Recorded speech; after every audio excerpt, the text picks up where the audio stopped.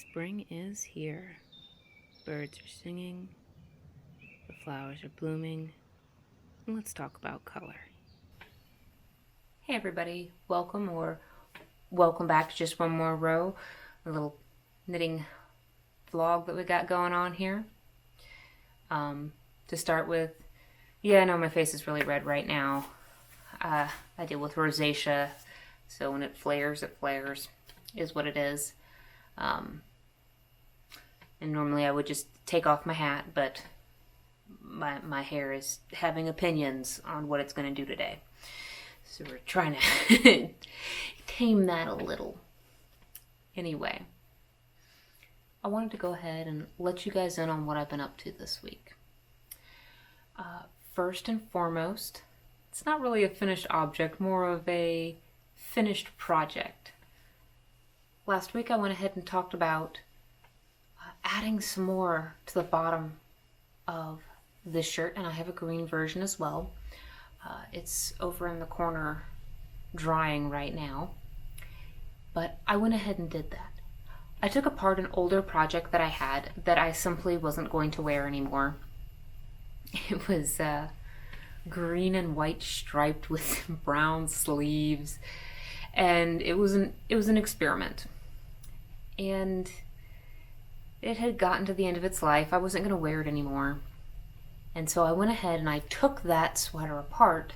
I harvested the yarn, and because this gold and brown, this is actually a very dark chocolate brown, because this gold and brown shirt and the green one that I have both use the colors that were inside of my recycled one, I went ahead and took that yarn and I've added about 4 to 5 inches to both of these shirts. They were really, really short, which was perfectly fine when it was just my partner and I living together. But now that's not the case, so I went ahead and I got these done. It took me about a day and a half, 2 days to get both sweaters done, or both shirts. I'll see if I can find the pattern for this one. It was very simple. It's a very simple, straightforward, and incredibly lightweight shirt. I do highly recommend. It does take a little bit of sewing and seaming, but it does lend itself well in different colors. So we're gonna pop a pin in that thought on color for a moment. The next thing that I wanted to talk to you about is the lace blouse that I've been working on. It's from 1935, I believe. I'll pop a note down if that's not correct. But I've gotten this far. So last time you saw it, I believe it was just the collar and the shoulders. I've since gotten the chest down to the arm, to the increases for the arm. I've done that, and I'm actually almost all the way done with the lace pattern for the body. That's going to be about 12 inches, and then I'm going to put somewhere between 3 and 4 inches of ribbing down at the bottom before I start the back. Overall, this pattern is going together very easily.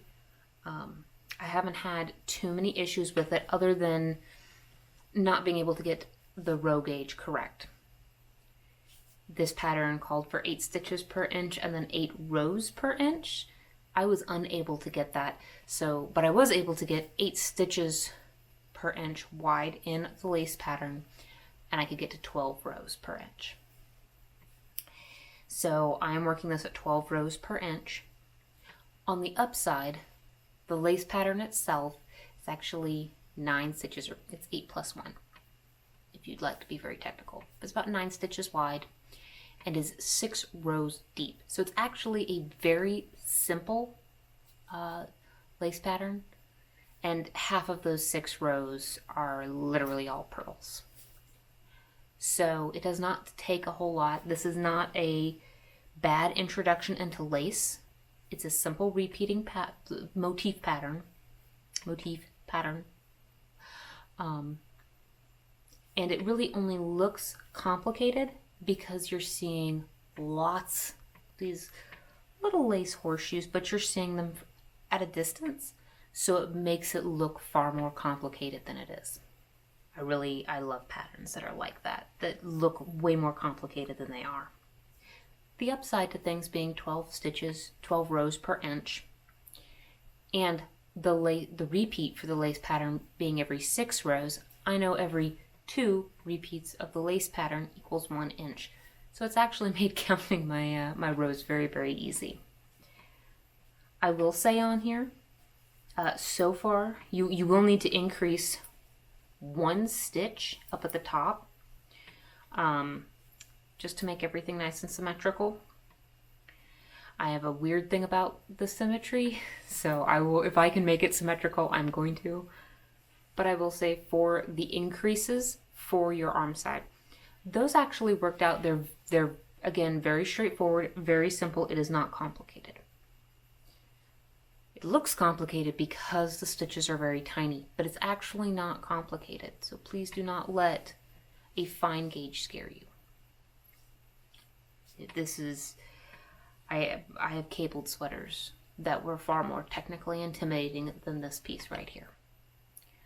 I will say when you do get to the increases for the arms, just take a moment and make sure, give yourself some time to concentrate on what you're doing, because you're going to be increasing. And if you would like to do that in pattern, it does take a little bit of focus. And just as a friendly thing there, I was not focused the first time I did it, so I had to take everything out and then do it again. But other than that, other than paying attention, this has not been complicated or difficult. But I'll update you some more on what's going on with this piece. And again, I love this silk merino. It feels so nice, and I can't wait to see how this is going to block out. I also plan on starting up another lace piece. Excuse me. This is based on a lace layette set for a baby, actually, where they have little blanket. But I was like, if you made that small, you could easily turn that into a shawl, and I've never actually made a shawl before. So I went ahead and figured, why not? Well, that pattern I'm probably going to have to rewrite. I'll let you know right now, while beautiful, there's a bit of the math that's off. So that will probably be its own separate tutorial episode rewrite. But I am going to work on it. It's a personal challenge. So that is that part there. I have been working on, and here's our lovely buddy for the day. A beautiful, beautiful orchid. We have lots of orchids here at my house, and at least half of them are always in bloom, believe it or not. My partner is wonderful with them. But I wanted to go ahead and show one off. So I talked about this sweater some last week and this particular sample. And I have actually started it. So I've got the ribbing on it done, and I should be filming before too long. I'm finishing up all the rest of the other editing. So hopefully it'll be out soon. But in looking at this, I realized that I wanted to take a moment and talk a little bit about color. And what are some of the color choices that are out there, and how do I go about picking out colors? Because I do have a number of color work pieces that I have made. And since I'm going to be working on one here, to kind of give some thoughts or ideas, I figured I'd go ahead and start tossing them out, because I would love for people to be able to take that design and then customize it and make it their sweater and, wear till it falls apart. So let me go ahead and show you a couple of examples that I have, and to kind of give you some ideas, and then I have some swatches here to talk about. I believe I've shown this one off before. This is Brassica. It's a very simple v-neck. Like silhouette and structurally, it's literally just a v-neck sweater. But it does have this very, very lovely, very bold pattern to it. And then there's two distinct ones in here. There are these flowers with the leaves, and then there's like little eyes. This one's done in purple, green, white, gold, and pink, believe it or not. And so this is kind of an example of when you have a fair amount of colors in here, because it's, five total colors. And so you can kind of see, let's do it on that end, a little easier. So you can see what happens here, and this can possibly read a bit more feminine or more gender neutral. The pink is very hard to see. It's a good transition color, and I'm going to talk about that one in a second. But taking that exact same stitch pattern, all of these, what I'm going to show you next, are all from the same thing. So what if we do things like change out the background? Here is the same thing. This is done in white, green, red, maroon, and purple. And you can immediately see how different that looks. And by the way, whenever you have color work, I really recommend, I like to work them up on the computer and then see them from a distance, like I've said, but take a look at it back here.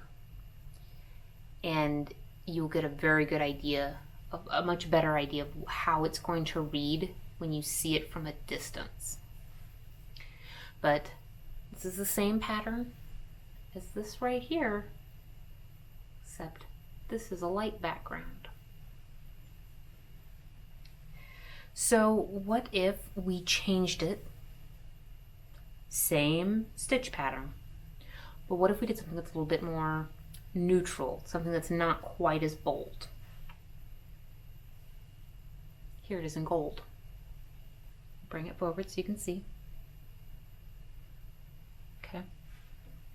This is the same thing, believe it or not. Oop, turn that around. The only difference between these two is the background color. Do you see how differently they read? This one is going to be stronger and bolder. And on camera, this actually reads with a much higher contrast, believe it or not. In real life, this blends together a lot more. Now, if you want a very bold sweater to read more like this, something that has a more neutral value, a middle value, which we're going to get into, probably not what you want to go with. But if you'd like something that is not as bold, this is what you can do with it. And that's literally just changing the background color. So let's try something different. What if you wanted to do color work, but you didn't want to change, like here, the color for the flowers? You didn't like that. You just want to change background colors. It would look something like this. Now this actually involves 7 different colors to it. Let me bring it forward so you can see. Okay. There is purple, yellow, maroon, red, white, green, blue. Lots and lots of colors. But you'll notice that it all blends together when you see it from a distance. Okay, we're going to get into why that is. And here, if you wanted to try something, maybe blending some different colors together. This is a maroon, blue, and gold for the center. I know it's kind of hard to see. And then here we have a gold, blue, green for that flower. And I also played around with doing some of the leaves in maroon and purple. Let me bring that forward so you can see. Okay.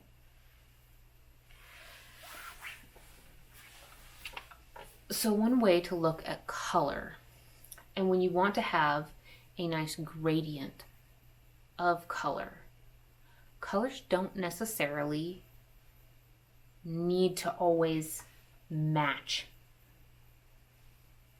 So here from a distance, this maroon and this blue, if I'm back here, will blend together. But up close, you can see them as being separate and distinct. Same thing down here for this gold and this blue. And how I look at this is I tend to look at the colors in terms of value. And value in the art world when it comes to color means how close to black or white something is. So how light or dark something is. An easy way to test this is to take a black and white photo of the colors that you would like to use. Lay them out and kind of arrange them according from lightest to darkest, what you think that is. And then take a black and white photo of it. You may be surprised to see which colors, once in grayscale, are actually very close together. And those colors, say they look like in a grayscale photo, they may all be about the same color of gray. Well, these colors can actually be used to blend together. Let me show you from the wall. From this wall, this purple and this maroon, two colors I've actually been using here, look very separate and distinct.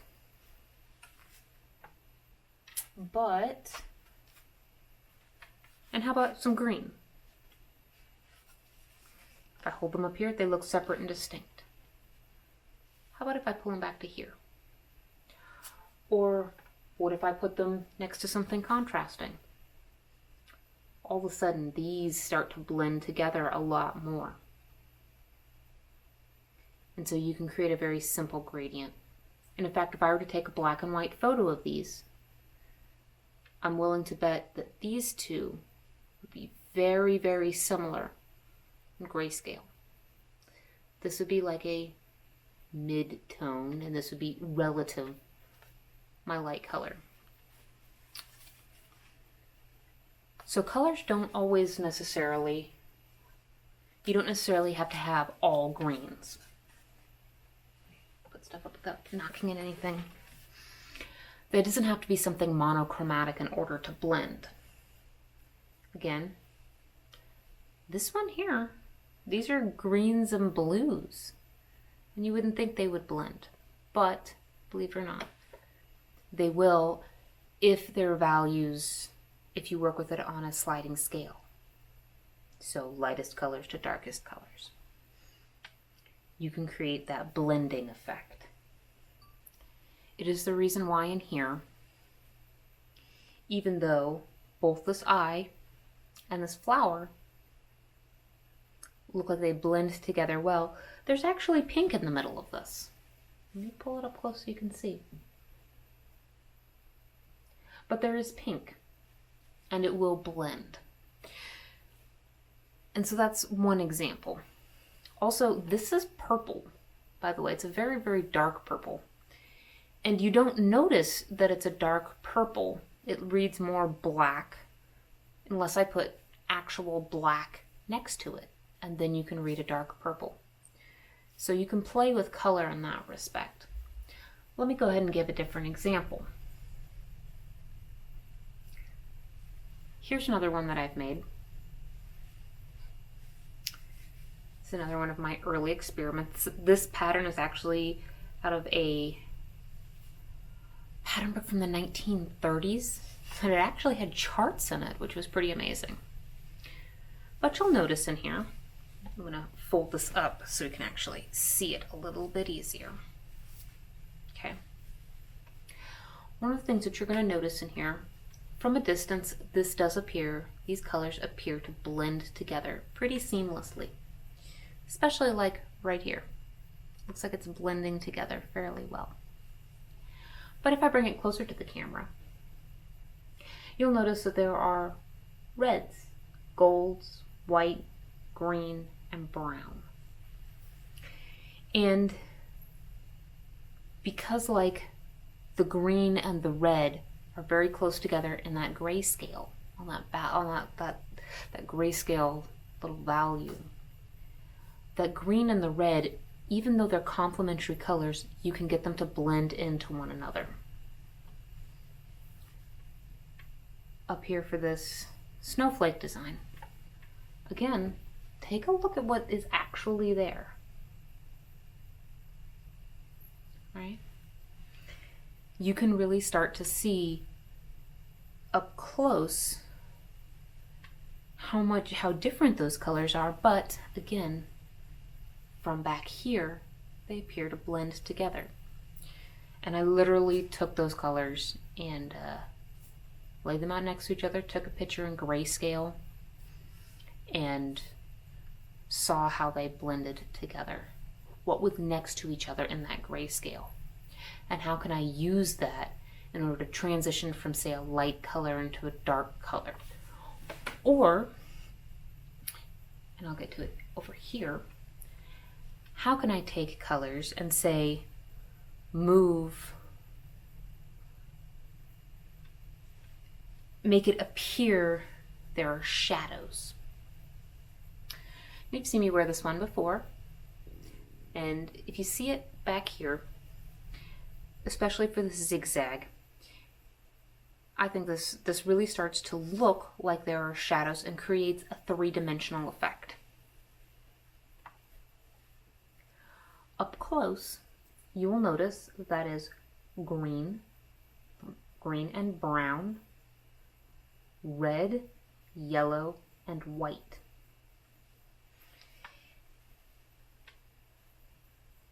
The green is a darker on the grayscale, sliding grayscale. The green is it's darker than the yellow, and the brown is darker than the red. And that in a certain way, the difference in value between the brown and red kind of correlates up against next to the green and yellow. Does that make sense? So if you have two colors over here, and we just move down, you can create that blending yet again. And this is pretty bold, but you can create that kind of blending effect. It is the same reason that this up here will work. Bring that forward. This is actually a tan, dark pink, dark purple, purple, and a light pink.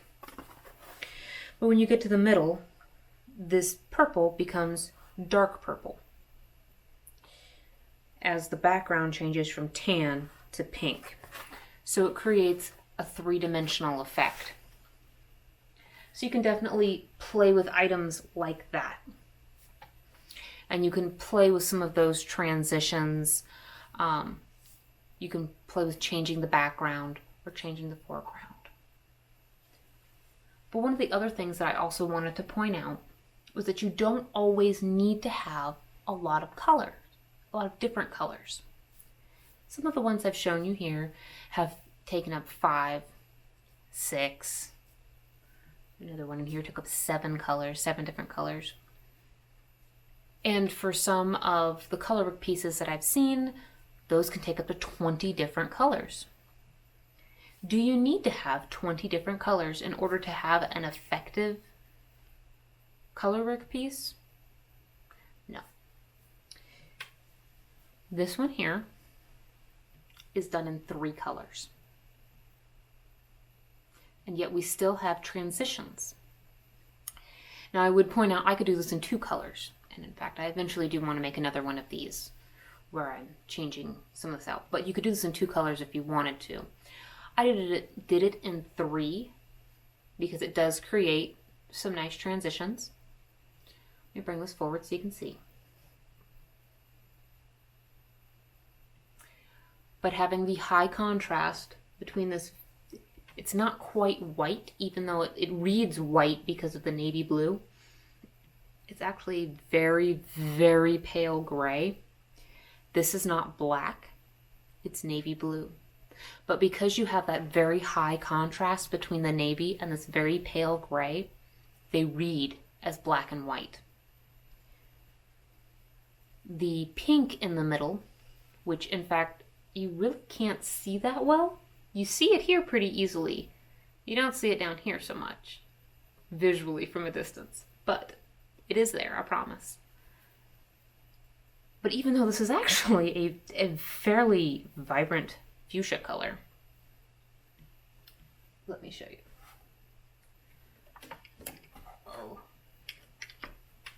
Oh my goodness, let me just knock things over. That's awesome. So it is actually this color, which is a fairly vibrant kind of fuchsia. I have some other pieces made out of this, and I absolutely love them. Here's one here. This does not do justice to the vibrant fuchsia-esque kind of color. Let me set that down. But that dark pink, when it's set next to a navy, those two are fairly similar on the gray scale. When you juxtapose that very kind of dark fuchsia with navy and put that up against a pale gray, what you end up with is this color becomes our middle tone. Our navy reads as black, or pretty far over on the gray scale value, and our light gray reads as white. Put it all together and you get something that's high contrast. But I want to go ahead and show you that you can put some of these colors together. It can look very good. And please don't be afraid of color. Don't be afraid of mixing and matching. Do your swatches. Play, like especially if you have a little bit extra left over from a different project, or a friend has some, maybe you can do some yarn swapping. But bring them together and try them out. Lay out different color combinations and take a picture with your phone and look at it in black and white and start to see, are you seeing groupings of color? Do you have a lot of pale colors? Do you have a lot of dark colors? You know, this one here, this fuchsia and this navy can both read as dark colors. So can you pair that with a light color to create high contrast? Can you have colors that are very similar in the gray scale so that you can create beautiful gradients? If you have colors that are all very similar, can you bring them and put them together? And then you can say, if they're all reading about the same in grayscale, how can you use that to your advantage? How can you make something that's maybe not as in your face as, say, this? But I would really say play with colors and give them a shot and do the swatches. Do lots of swatches. And you can definitely get into other aspects dealing with color and color theory. And there's lots of other YouTubers out there who can give a much better, more in-depth breakdown than I can. That's much more technical. But try it in Excel, see what's working there, what does work, what doesn't work, what happens when you change this color.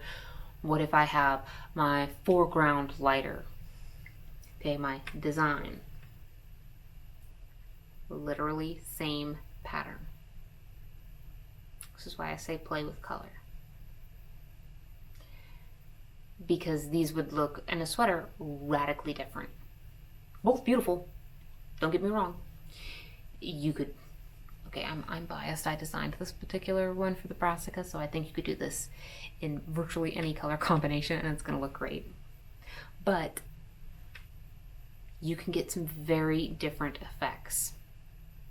You could do the scrappy where each different segment is a different color combination. But sit down and give it a shot, I would say. And if color work seems a little bit intimidating, try something small. Actually, I recommend a hat. They're quick. It's not a huge commitment. You're going to learn how to work in the round. And I also strongly encourage you to learn how to do color work flat. Because if you can do color work flat, you can do a lot of other stuff. I'm also biased because I don't steek. But we'll get into that later. Anyway, so I just want to throw out some concepts and thoughts on color and show you some of what I've been working on, or that I have made, and what I am going to be working on, and kind of some of my thoughts on how I got to that point and how do I put these things together. So I hope that was interesting and informative for you, all the internet people out there. And anyway, I just hope it's helpful. So if it is, cool. If you like what I put out there and it's useful to you, awesome. If it's not, feel free. Please ignore me, but do understand that there's a lot of other people out there with some different thoughts on the matter. Give some of them a shot.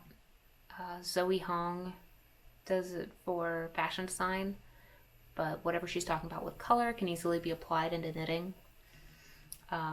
Read up for Alice Starmore, Marie Wallen. Those are some of the other really big names, but go in and take a look at what's there, and hopefully you kind of gain a little bit of inspiration. And if you've never tried color work, give it a shot. It's a lot of fun, like I said. Anyway, have fun. Make stuff. I'll see you next week. Bye.